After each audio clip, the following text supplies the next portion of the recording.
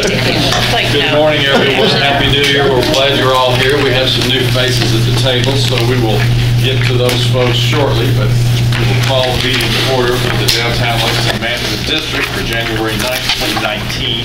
Scott, 19, not 18. I've been saying all week, 18. The first, we have quorum. I've done the head counts. We do have a majority of people here, so we'll call the meeting to order. We have three motions or items on the consent agenda. One is the approval of the minutes from the meeting of November 7th, 2018, which is in your packet. The other is the approval of the financial statement, which is also in your packet. And I do not know what the report on absences is. I'll refer to Mr. Sweeney on that one. The minutes are as reflected. Any changes or amendments you'd like to make to those minutes? Well, I have a question. Yes. We can do all three of these at once, right? That's what I was told. So is there anything in the financials that we really need to be aware of? The financials, two things, Kevin. One, we received $244,000 from Sheriff Witt's office regarding our first chunk of our tax money, $244,713.44, and our current balance as of December 31st was $306,044.72. Everything else is the ordinary course.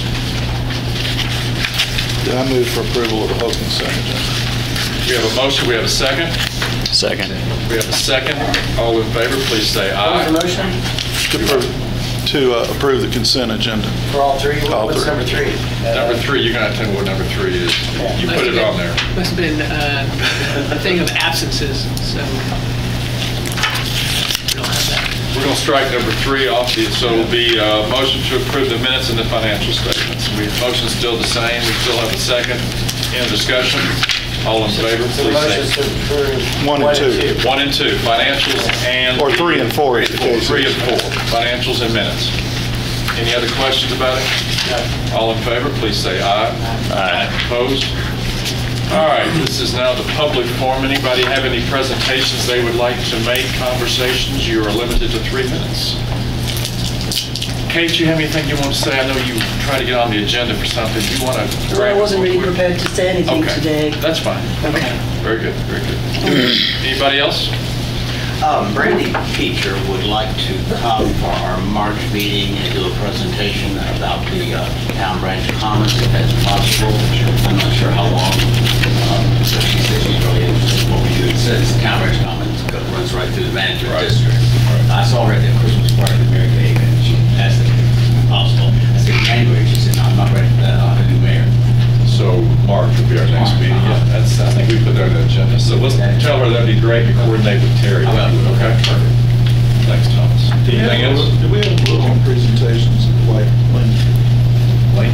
Yeah, because I know like when we have people over, we do have a, 15-minute rule. Is there anything like that? And we should get the situation. Brandy won't do it. Brandy's really good about revenue, but we might want to think about that. Yeah, we never had one, and I guess we had something to come on. But It's usually only project executive director.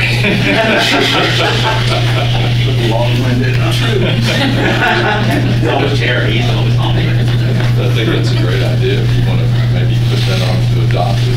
The exceptions for the executive director. The director for you? Good, yeah. Anything else, anybody? I got one thing. Is it a requirement to videotape these meetings per the statute or not? Yes and no. Okay. We're doing this, and I probably should have talked to you beforehand. We're doing this out of abundance of transparency and accountability. The video of the audio is on also. Right. But we felt, the executive committee felt, that we thought maybe it'd be better to go ahead and just, it's posted afterwards, and just, again, to be open and public about it. I mean, I don't think there's any requirement. The parking authority does only audio, honestly, but, I mean, do you all have a problem with it particularly? It just seems like an extra expense that I just don't know that we're that important, frankly. There's actually no expense. I didn't think there was. It's not? Okay. Yeah. He's free? Well, our tax. Nothing's free. There's nothing free, but our tax. Okay. I don't know about that, but Yeah. yeah, well, for our government communications, people have offered to do it. Okay. Okay. have been the new ones. That's fine. Right. Anything else from anybody? Okay, let's roll into item number 7 on the agenda, which is the introduction of the new board members. We have in your packet a list of the new board members. And there is one addition that, for whatever reason, we did not get, is Doug Allen. And, This came in, I think it was the last. okay. And so Dougie is not here because they didn't know about the meeting. And so he will be here hopefully in March, but he runs or owns, it's called Crew, thank you. The Crew restaurant, the old Table 310. So he will be added to this list here, but the other folks are listed here. I told Brianna yesterday when we met for a brief orientation, we'll just call on you for a 30-second elevator speech. You don't have to go to Brianna, but I'll start with you. Why don't you just introduce yourself and tell us a little bit about you. I'm Brianna Carroll, the Governmental Affairs Director for the Kentucky League of Cities. Welcome. Clay? Clay Angelucci, I'm with Lockett Mount Real Estate. I've been working downtown for over a decade now. Mary Quinn? Mary Quinn Raymer with Visit Lex, tourism office for the city.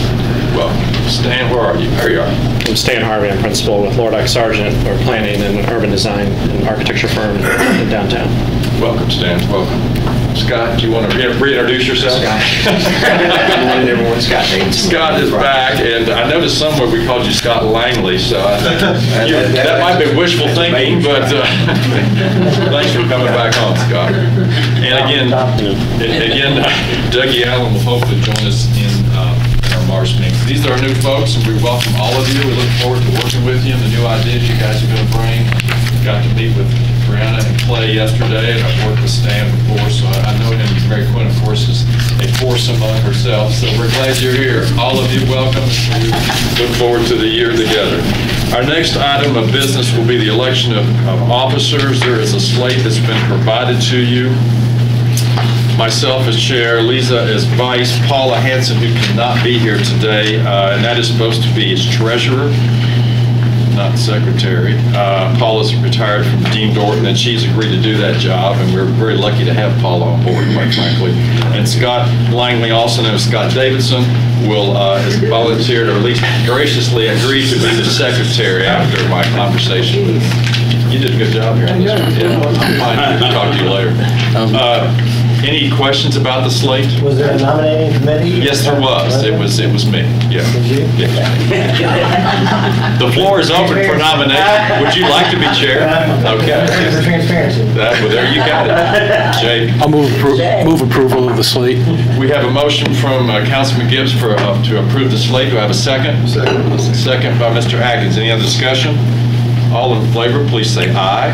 Aye. Opposed? Okay. Terrence, you're up. Right, ask Ethan, can you forward,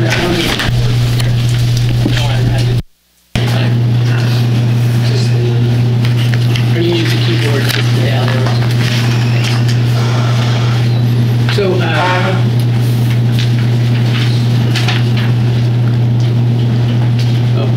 let me get out of it. There you go. Now try it. Okay, now try it. There you go. So, have a proposal in front of you to have us bring online a mule or ATV, as it's called, to help increase the impact and effectiveness of the ambassador team. Whether that's, again, owned by the Main Street District or we just have block by block on it. But we need this to increase the effectiveness of the team. If you think about the size of the district and the number of team members we have, it's really a challenge for them to get to the entire district and make a real impact on the environment. And so the ATV will help with that, help transport equipment, and then we can actually put the power washer on there and make it more mobile and effective. And so those are a couple of benefits. And then next slide. And I kind of put together also a one-pager on this, so that's also in front of you now. We've been working with David to create a special projects calendar, and so we want to start that in March. and start with the first real deep clean up the downtown in time for the spring Keeneland Spring Meet. I think right now during the renewal process, it's very, very important that we be very visible and show our impact and our difference making. And so this will help with that. And you'll see some pictures here. I've used these in Corpus Christi very effectively, and Block by Block has nearly 90 different cities, and they use these in order to help the team do very well. So in some ways, what we're looking to do is, kind of give some context to new members. In some ways, 2015, the district came into being. Your first budget allocations, when you first got revenue, it was January of 2016. So you've really been only working for 2 years. And it's now time to continue to raise our game and effectiveness, and this is helping with that. And so also, in addition, it's going to help, I think, act as help with safety and patrolling. David and his team have done a good job. I think Rick Quinn can attest to this, that as they watch parking lots and as they engage the homeless, the folks just kind of tend to disperse. So now if you have this vehicle that can kind of have the flashing lights and be around, those folks will probably clear out faster.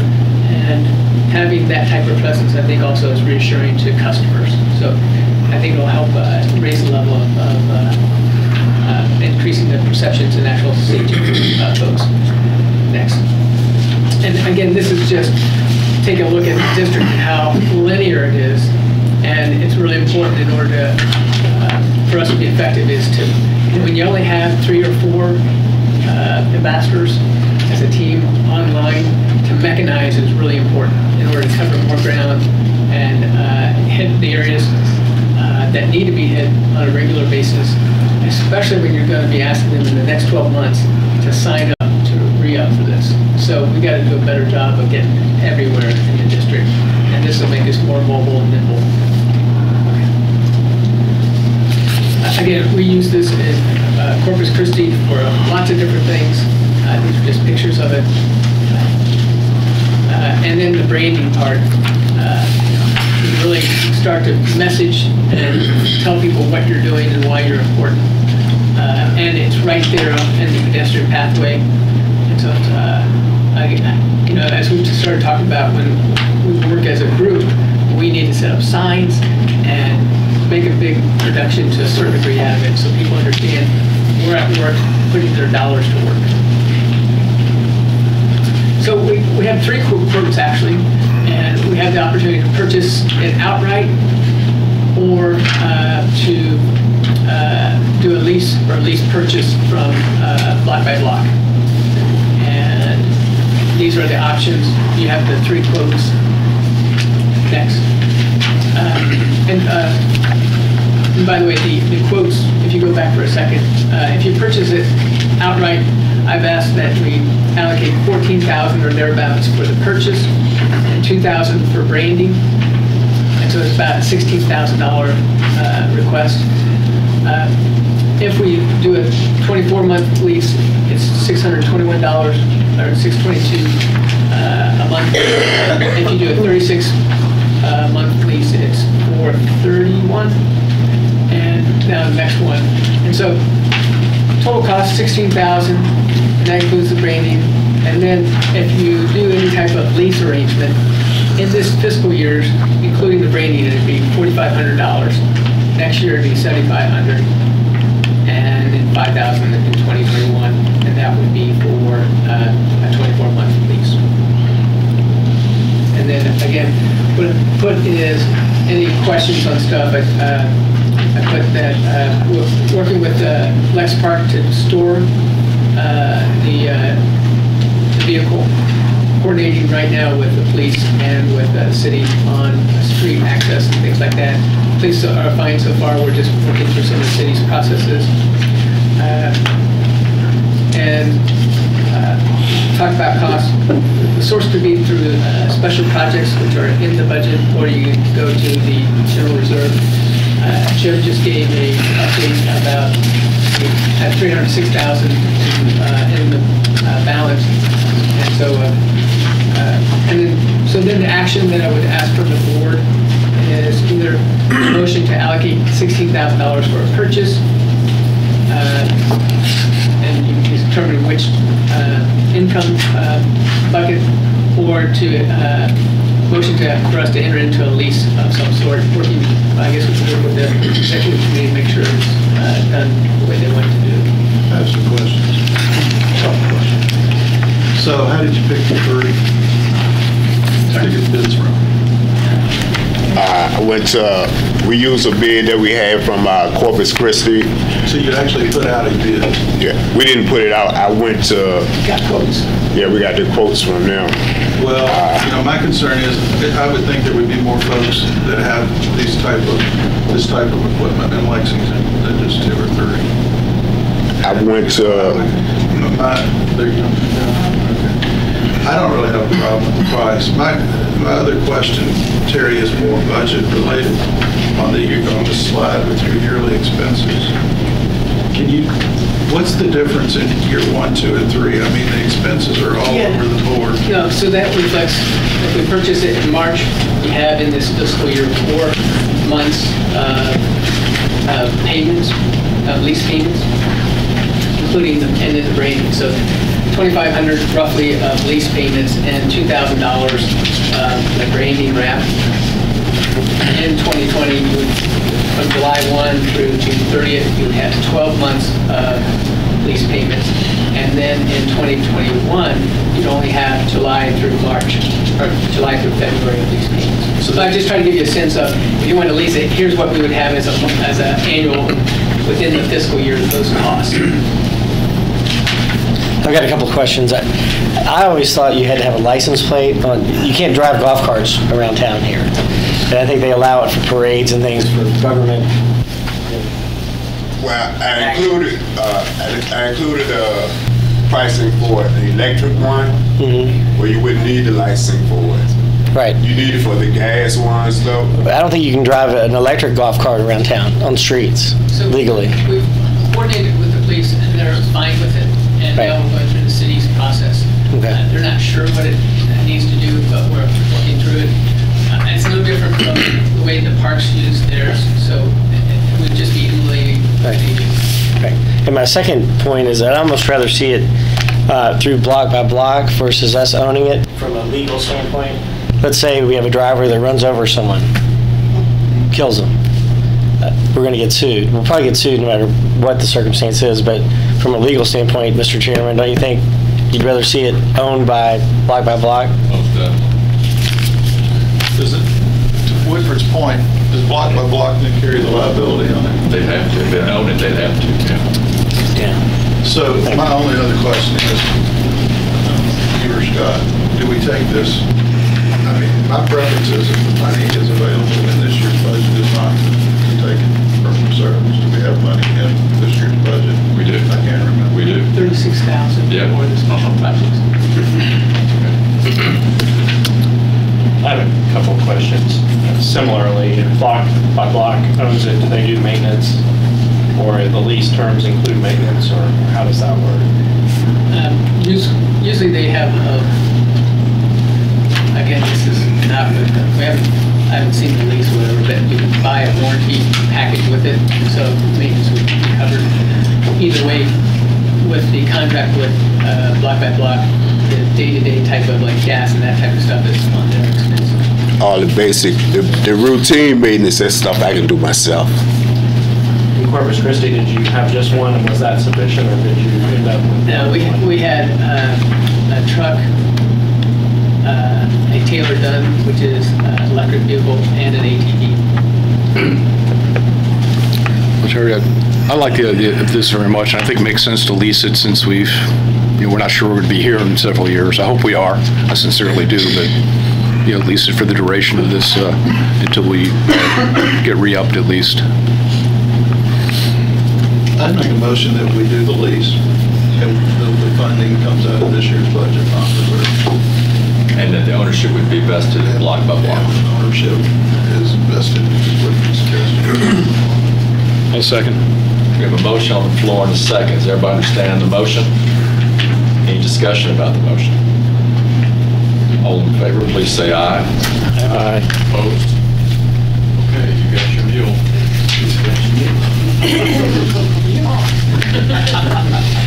Giddy up. That was easier than the power washer. What next do you have? Yeah, so, if you remember, when we passed the budget in September, that we allocated $50,000 as a dollars to retain off-duty police officers, enhance the police presence downtown, and coordinate with our ambassadors and safety group. We've been working on that, and Kevin and the city have reviewed an RFP, and that's gone out this week to find a provider of those off-duty police officers.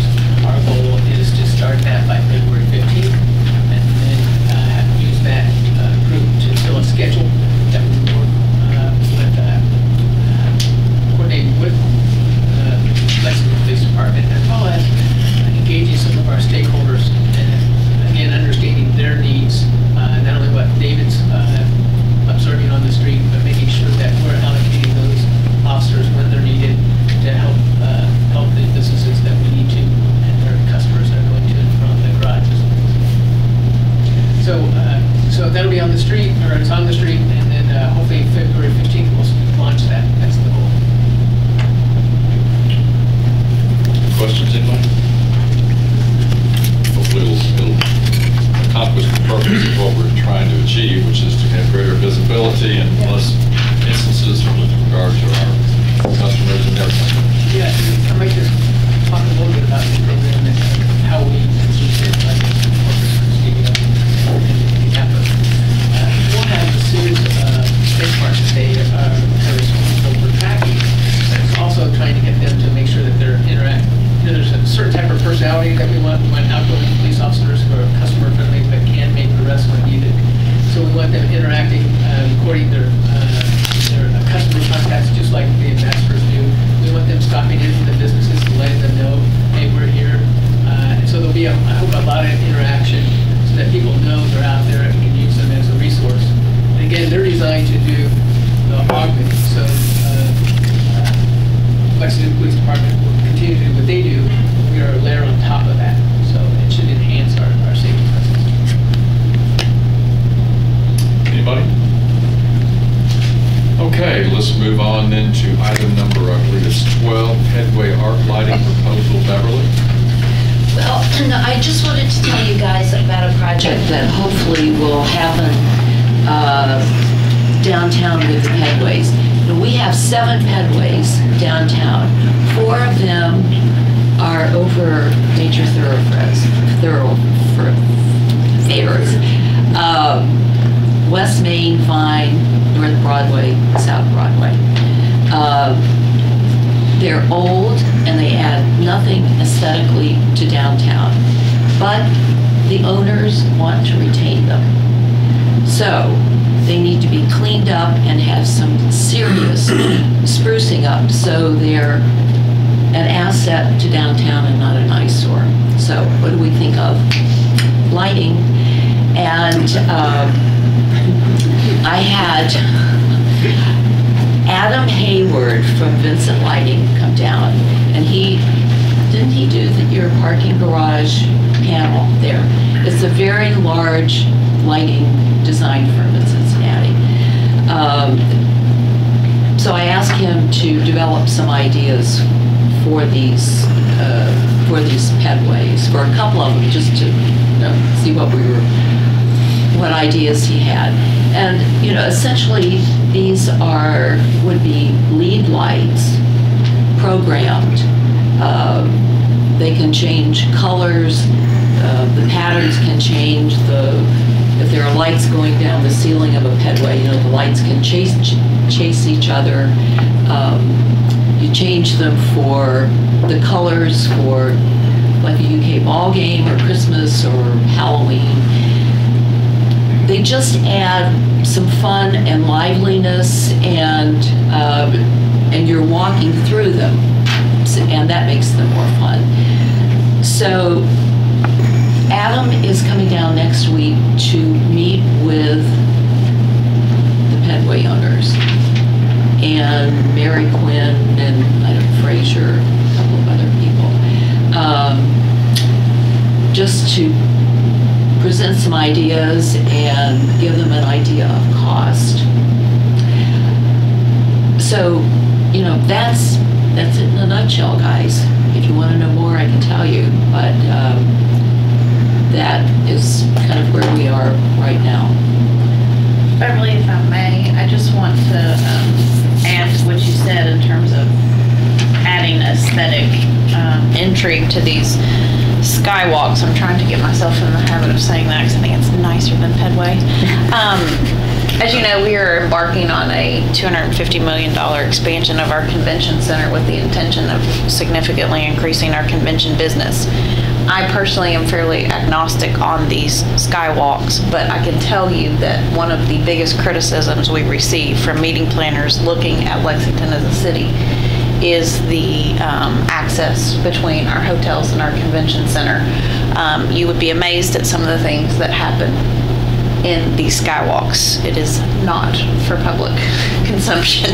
It is very unpleasant. And so we certainly want to be putting forth a first-class image when it comes to safety and also when it comes to an aesthetic approach to this brand new convention center. And so I would also add that one of the main drivers of enhancing this experience would be that we are in keeping with the rest of this destination as a world-class city, and right now that is missing. I can say that we have made some improvements in the one between the Hilton and Central Bank, and that has made a world of difference in just a very short time. But you would be amazed at the amount of comments my office receives about the state of disrepair that these Pedway skywalks are in. So, this is a question. It's gone back and forth. I don't know who actually, because we had this issue a few, who actually owns it? I'm not really sure who owns it. That's kind of where we were, yeah. We own the one on Broadway. You do own that? Yes. And the state, although Woodford, can you all speak of, you all acquired the one right in Central Bank? Yes, that we control owns a few of them. Right, so, well, I'm not sure who owns that entity. And to add to that, so I asked Woodford about this. The state apparently owned the one between Central Bank and the Hilton, and the one from the Hilton over to Festival Market, and they wanted to tear them down. So they offered them to, I guess, the web companies at fair market value. Woodford said they're really liabilities. We'll pay $1 for them. You give us ownership. So the state agreed to do that, and the $100,000 that had been set aside to tear them down, a nonprofit was set up to own the Pedways, and the $100,000 then went into this nonprofit to upgrade them and make improvements. So that's two of them, and then the one before between the square, the old Victorian Square, and the parking garage. This is all from Dudley. I guess the parking authority owns that one. No, I don't think we own it. I think we help maintain it, though. We don't know. Oh, okay. Well, all right. Then the one between the Central Bank building and the Hyatt, Dudley wasn't sure who owned that. He thought maybe Langley Properties did. And yes, we did. Yeah. So that's the ownership situation for those four. They're old, God knows how long they've been there. Yeah, what Langley did with, Scott, you all did with reglassing and thing, I mean, it makes so much difference. And then the other one now. And the one between Tony's and Lexington Center is going down. Coming down. So when you talk about that, I guess where my question was really going, we've had some success, Terry's program on like matching dollars on redoing frontage. Is that kind of where you think this is going, where we partner with the headways to get something like this done? Honestly, I don't think the conversation has gotten that far, but I think that makes sense. Because the management district has some money,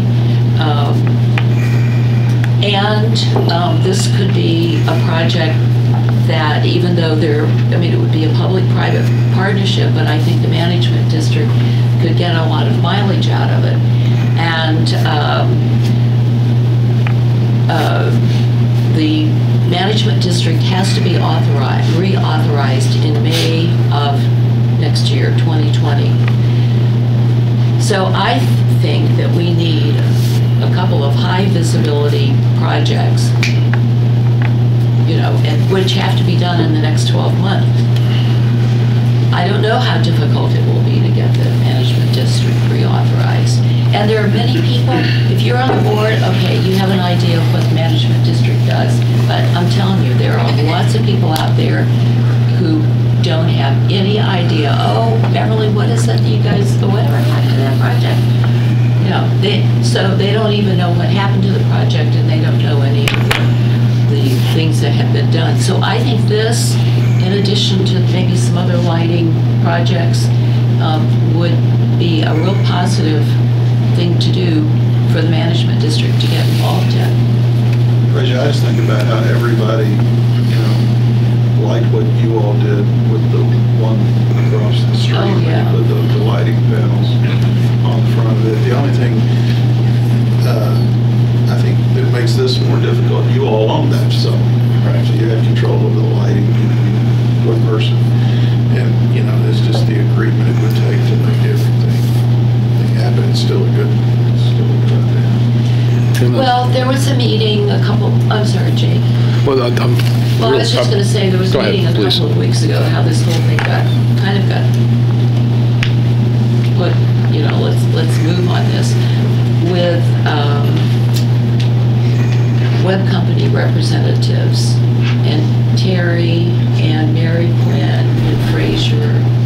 So I think, and I don't think anybody from Lyman is there, but, I think the people who have main responsibility for these pathways are pretty much kind of in agreement that something needs to be done. Of course, it's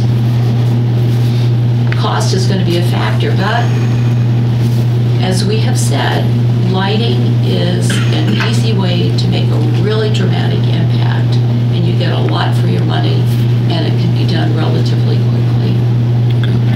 I do know the parking authority, we talked about it. I think the state probably owns that headway, but the parking authority has a vested interest in that from the garage, the square to the square, that garage that adjoining the square. So we have a vested interest in that looking good and being safe, lighted and visible. So I think the parking authority is amenable to be partnering up with DL&D on that one. And I'm hoping that we can talk to Woodford and Dudley and to Scott and Robert to see if we can maybe do some kind, as you suggest, a partnership type arrangement of some sort, with us trying to get as much credit and visibility for this as you referenced. But the problem is we have a time clock here running, and we have to do an RFP to get this done because of the pricing is going to be in excess of $20,000, which means we probably are going to have to move on this pretty quickly.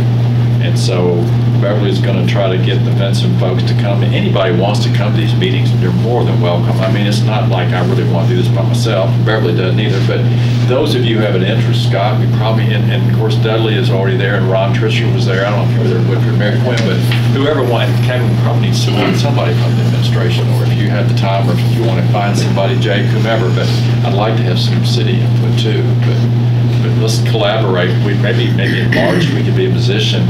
We need to probably get as many people want to bid on as they want to. Put an RFP out, get that back, review it, and be in a position to award that, don't you think? By March, can that be done?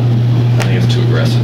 No, you can do it. You can do it? Yeah, because what I would suggest is we give the executive committee the authority to issue an RFP, and since we've gone to spacing out the meetings, and then review and make a recommendation.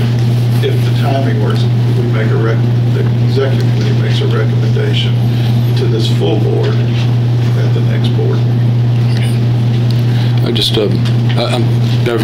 absolutely supportive. I think that we need more visibility, and no, lighting is the way to do it. If we could, I'd like to see something of a breakdown of the 7 pedways. I don't know if Terry's office can gather this, but I'd like to know who owns them, where they go, current condition, if maybe if somebody could take a look at them and rate them, and possibly prioritize them. Maybe do a couple of them relatively quickly. But again, I'd like, rather than just talk about all 7, I'd like to see more about what we actually have. Well, I think that's the way, if we're going to go ahead with this, that's the logical thing to do.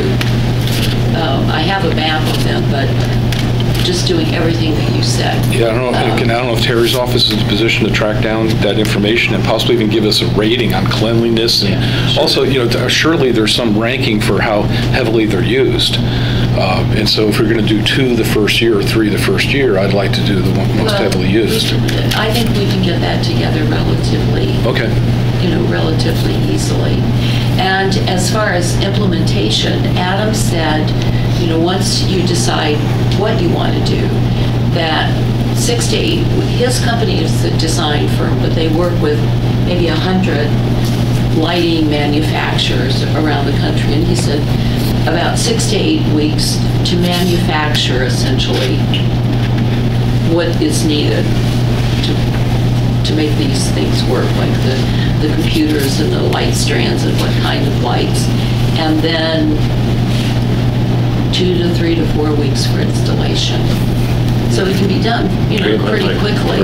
Which but is you my can't point. diddle down. Which is my point, real quick, about giving. I don't know how everybody else feels, but my thought about giving you all the executive committee the authority in the interim to kind of get this process started, because we meet in March. 6 to 8 weeks. At best takes you to the end of May, and then another month, obviously, to the end of June, and you're in July before you really got these things done.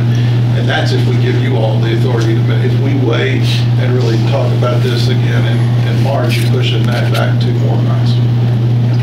Just a quick thought is,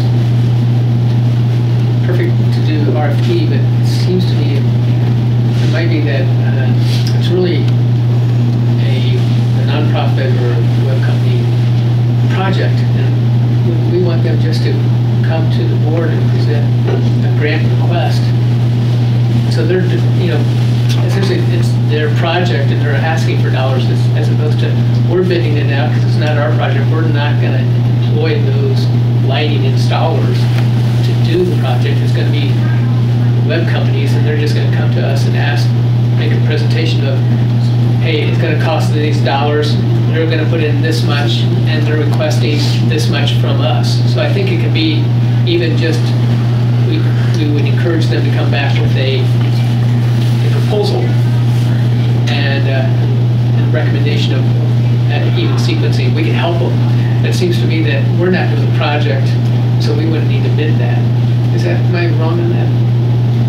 I think even when we do work with nonprofits, if a project exceeds a certain amount, if a proposal exceeds a certain amount, it has to be RFP.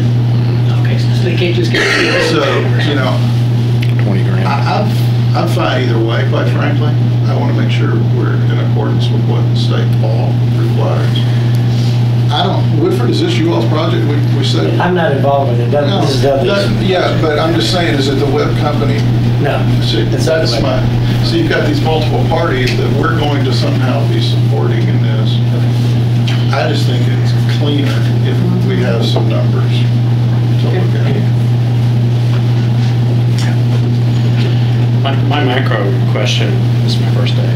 I think the lighting, I totally agree with Beverly, but I think that applies to facades, spaces, etc. And I don't know, is that, I understand there's a property assistance grant program and stuff. Is that something has that ever been a part of any of those grants or partnerships? We work with them to effect, Ethan's going to give an update on a couple of projects, but in the grant application, there's priorities that we have, and there's a committee that reviews it. From from the DLMD board and from the DLP board, because there's a pool of dollars for both. And we always try to make sure there's lighting incorporated into the projects.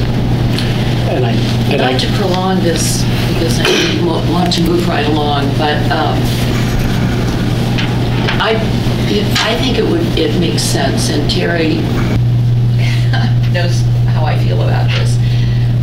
There are many, our downtown is dark, and there are a lot of people who live outside New Circle Road, who don't come downtown at night because dark, beggars, manhandlers, it's not a good environment. So I think we should come up with a coordinated plan. There is low-hanging fruit, how we can get lights downtown. There are building owners that I'm sure would participate. It's like they need an idea, they need somebody to move the project with them, they need, okay, who in the heck do we get to do this work? Just some very practical aspects to lighting. So honestly, I think instead of doing it piecemeal, that if we had a coordinated plan, and I'm not talking about taking 6 months to come up with some plan, but just get these are some easy things that we can do. Here are some more difficult things, or more complicated. They would bring lighting downtown, light buildings, light the sidewalks. That's exactly my point is, I think for the district, it gives some publicity to an effort to, as opposed to making about the pet bridges or skyways. And I agree that I think there might be some partnerships there and some low-hanging fruit. So that's kind of, it's more of a program of, but it sounds like it's very much probably related to the property improvement anyway. So I just thought, to be honest, skyways have a little bit, you got the planner sitting over here, so some aren't overly thrilled with highlighting that we have them. So at least it would be part of a larger program that was just about increasing safety and attractiveness of downtown. And I think the advantage to do the pedways is the fact that then it gives people a visual of what the lighting issue could be. And I was critical of the old courthouse over the last few years, and I really think that it's pretty outstanding the way the lighting has turned out on the old courthouse to highlight the building. Yeah, so I'm really glad how that turned out.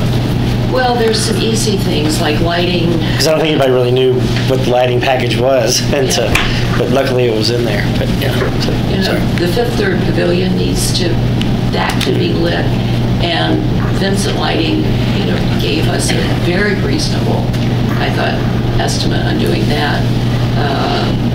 Just some festival type lighting over Mill Street. Mill Street is like a cave. So there are things that can be done. They're not terribly expensive, but you just like anything else that you want to accomplish, you've got to figure out what you want to do, and let's do it, in an organized way, I think. Okay, we have a motion. Well, I'll make that as I said earlier, as a motion.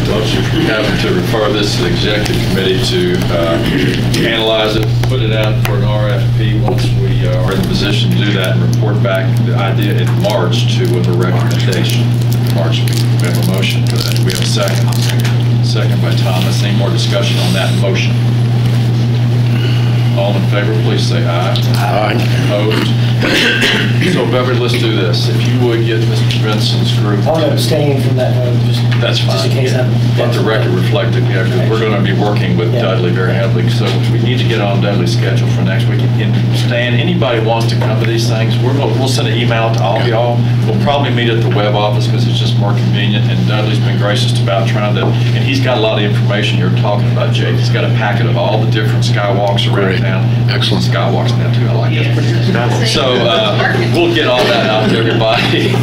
But So Beverly, you want to go ahead and try to get this guy scheduled next week, see what dates is available, and then we'll coordinate with everybody. And then Terry will send out to the group. Anybody who wants to come is more than welcome.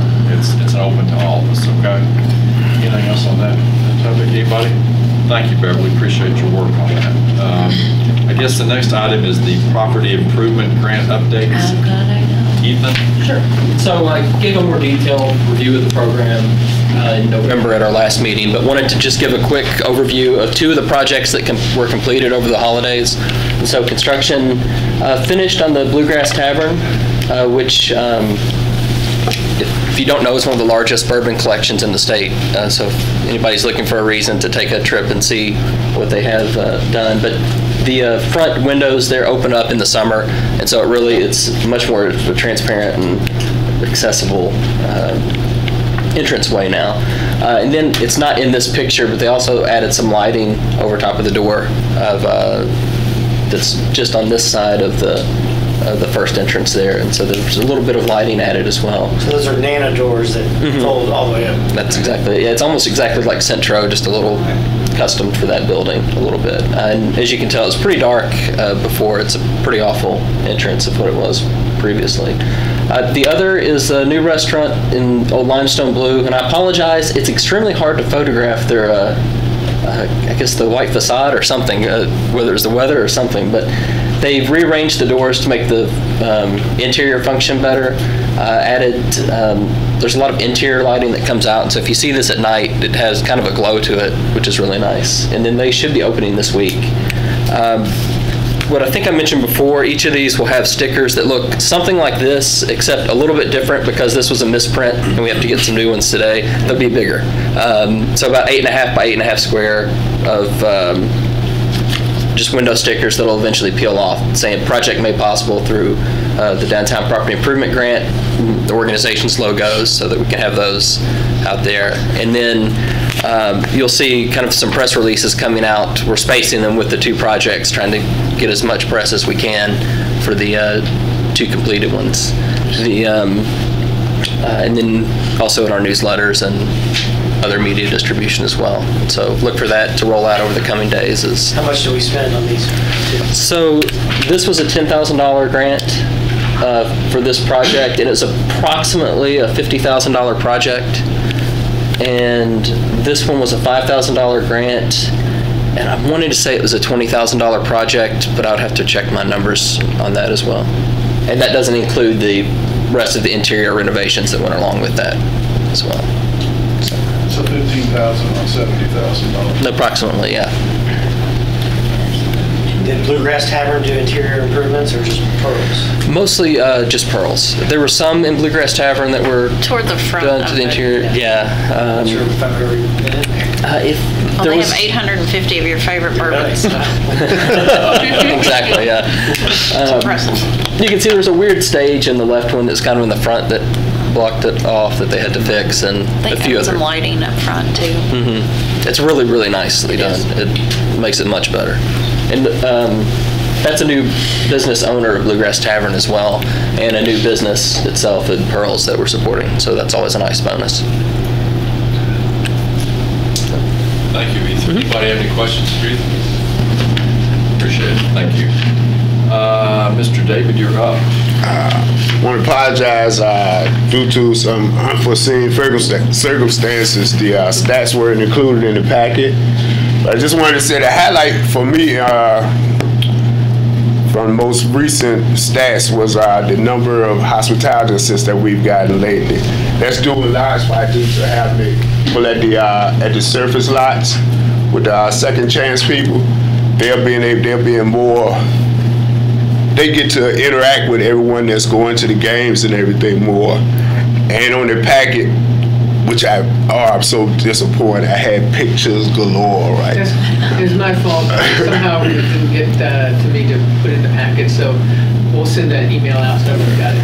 But it was just mainly a lot of pictures of all the work that we've been doing, from far as getting the leaves up, taking care of that and cleaning. All areas of downtown, even over in front of Chocolate Holler, all on the old Vine Street, all the way on the other side to Oliver Lewis. We were everywhere, and the pictures were included in that. And I left some cards in front of you. These are the cards. Now, we're trying to increase visibility, but for times when the property owners or whoever's managing the property is not there, we have some door hangers now to let them know that we were there. And on the back it has whether we pressure washed or cleaned up some removal, safety escorts and everything now. So we're doing everything more for the visibility. Another concern was as far as like you were saying something about people that are panhandlers and everything. The highest concentration of that usually occurs once the staff leaves, is during the late hours. That's when we see it. That's when it's talked about the most from my interaction with the property owners. And Fifth Third Pavilion is like the biggest concern. I've talked with the police, and there's nothing that they really can do about it.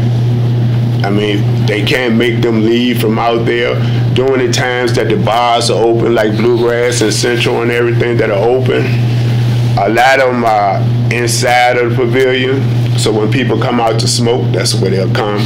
That's where they may get harassed at or everything. But the police can't do anything about it, because if you make them leave, then you got to stop the patrons from going over there also. So that's the problem that they're working on.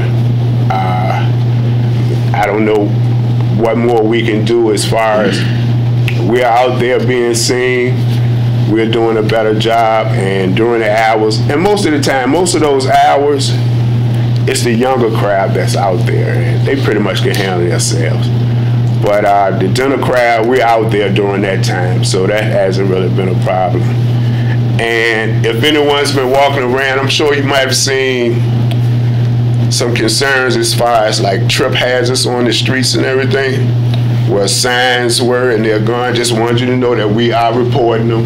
I had that in the packet also, and we are reporting them. The city hasn't removed them, and I started to take it upon myself to remove them, but then I thought better of it just because I know they got to replace the signs, and I didn't want to take the poles up. Just like there's a jagged one right over there, right by your shop. I've called that in, I've emailed it in and called it in again, and I just want y'all to know that we are reporting it. Another sign, is that what you said? It's still there. It's like sticking up about this much. Yeah, but are they putting another loading only sign in?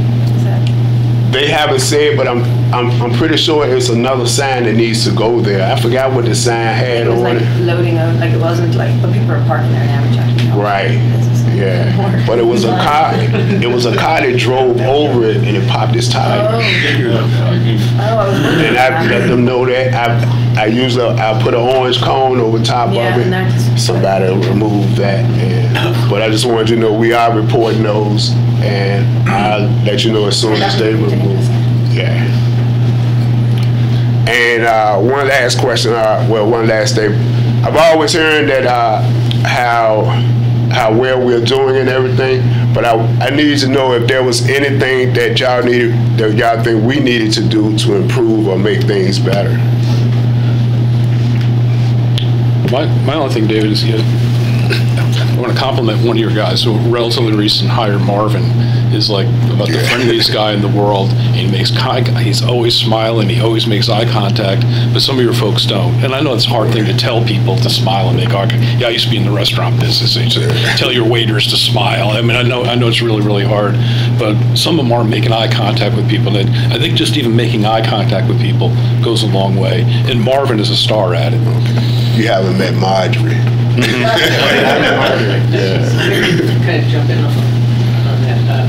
So one of the things that we started to do is work with the team to kind of improve the customer-friendly service and things. So we wanted them to start stopping into businesses more often. So we had them first come to our office and practice coming in and introducing themselves and letting them know, or telling them what they do and those types of things. And so Emily was really helpful in that. And so each of them came in, and now they're doing that with other businesses. So we're trying to raise the bar on all that. And then Jim wanted me to mention that some of the new folks, you may not know that we have some of our ambassadors, our second chance employees.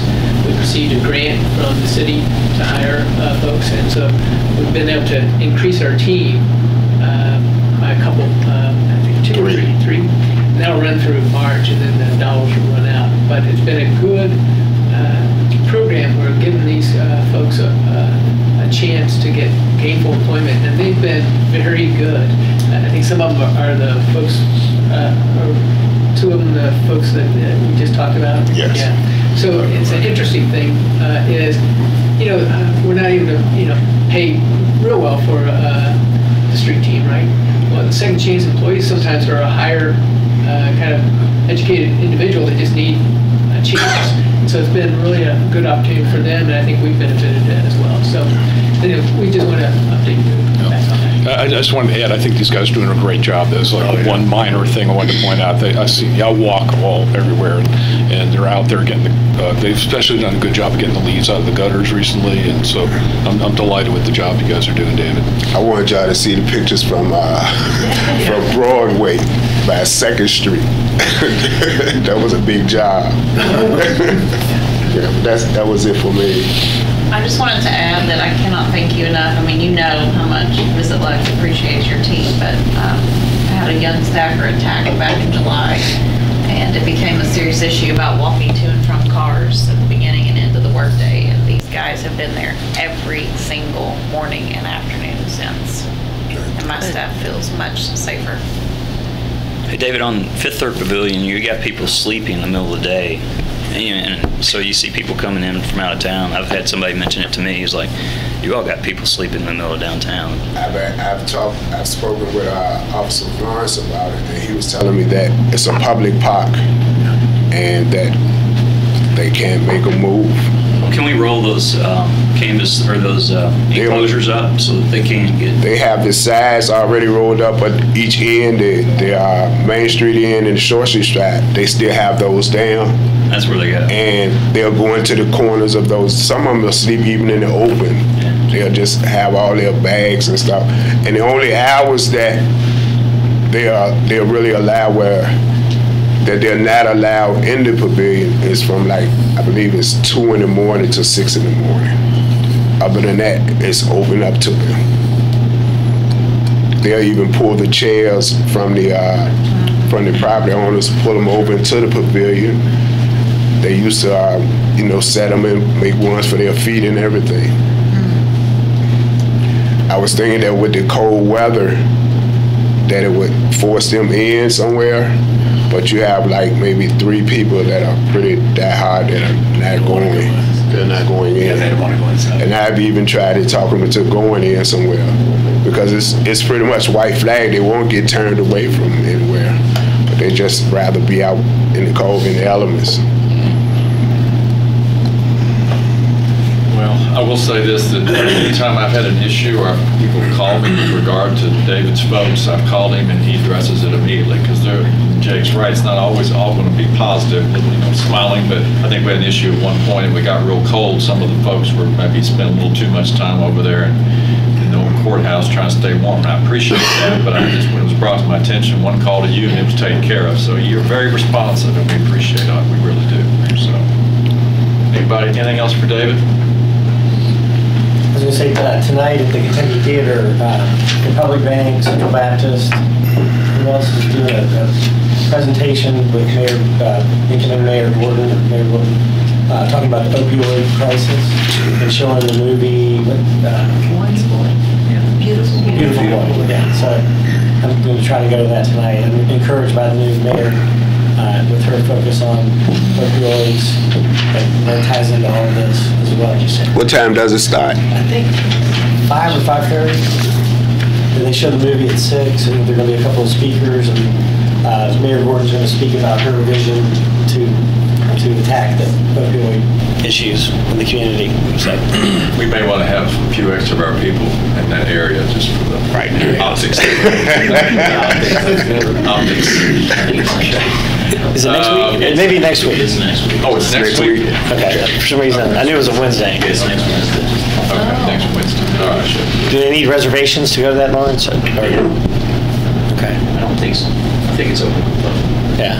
Okay. If I could have one more thing to the context of David's report. I know we don't always look at the stats, but he mentioned the increase in hospitality assistance to people on the street. It was such that one of the spikes in it was up to 1,500 people. It was enough that Kyle and I called to make sure it wasn't a typo. Yeah, it was. And so 1,500 people in that cycle that the ambassadors have provided assistance to. So that's a big number. Most of those were correct. Yeah. Not all of them. It probably was off a couple of hundred. Yeah. But it's a big deal.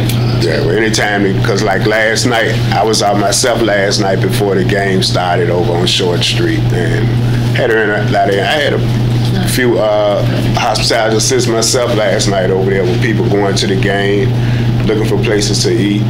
So it's beneficial. Good, thank you. Anybody else on that topic? We're passing around a updated board contact list. If you see it, if there's some corrections you need to make, if you would please do so. We'll get that back to Terry. He will then make those edits and send it to all of us, so we'll each have our own list of everybody and contact and all that. And we'll make sure we add the Alan to this list. Okay. All right, and we also, the next item, we need to approve our 2019 calendar. If we've not already done so, I cannot recall, quite frankly, if we have or not. It's in your packets. Today's date, we're going to meet every other month. So we go to March, May, July, September, November, and then we're done, believe it or not. So I guess we probably need a motion to approve. This is our formal calendar for this particular calendar year. Do we have a motion for that? Second motion. Motion by Thomas. Do I have a second? Second. Lisa, anybody else want any questions about every other month? We okay? Just one quick question, Brianna. Yes. Are we supposed to send out calendar invites just so? Okay. That needs to be done. I know it's important. And we can always, if we need a special meeting, we can always call one. The idea is that we would try to get as much done between the meetings, but not to burden you all with just one more thing to do, so. One thing I noticed is the July date is July the 3rd, right on top of the July 4th. That's what I was saying. July 4th is on a Thursday, I guess, so. Want to edit that while we're here? That may complicate matters when we get closer to it. What's the date? The next week's Kind of like we did with this one. So that would be, that's a good idea. The 10th, July the 10th, Woodford? That's the following Wednesday. Maybe that might be better. Just Okay. July 4th is always. Yeah. And being on a Thursday, some people might take before, some people after. People will be on vacation. Okay, so we'll edit the July date from 3 to the 10th. Everybody got that down? So the motion will be modified to approve that with that one edit. Any other discussion on that? All in favor, please say aye. Aye. Opposed? Okay, great. Terry, do you have anything else you want to relate to us? Anybody? Are we done? Anybody else? Thank you all very much. Welcome to all the new folks. We're adjourned.